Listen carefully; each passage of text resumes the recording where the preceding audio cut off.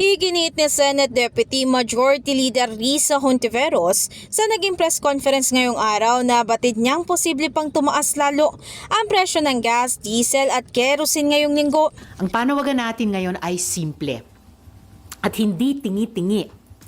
Kailangan ng pag-usapan, ihanda at ipasa ang isang emergency supplemental budget package na sa estima ng aking opisina ay aabot ng 52.8 billion pesos. Ang breakdown nga ng 52.8 billion pesos na nabanggit ng senadora ay ang mga sumusunod: 12 billion pesos para sa transport subsidy, 2.8 billion pesos para sa agricultural subsidy, at 38 billion pesos naman para sa emergency fund ng OFW repatriation at maging reintegration.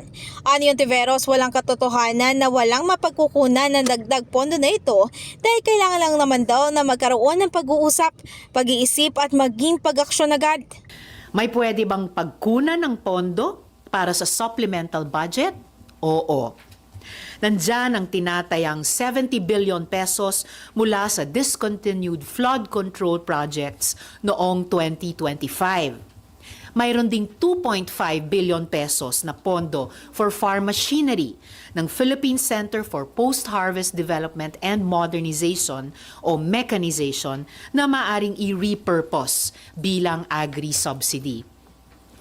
Pwedeng may ma-free up na cash sa pamamagitan ng phased obligation ng ilang large-scale infrastructure projects para hindi buong project cost ang ire-release agad.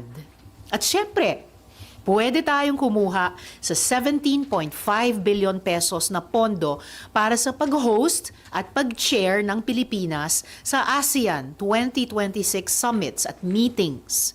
Kaya yan kung magre-rationalize ang ating organizers. Sa huli, kumpiyansa nga ang senadora na if there is a will, ay there is a way.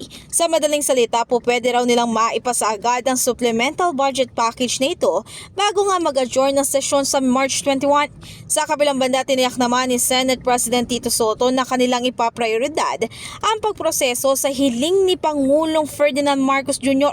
na mabigyan siya ng emergency power. In the heart of changing lives, ako si Brigada Ann Cortas ng 105.1 Brigada News FM Manila, The Music News Authority.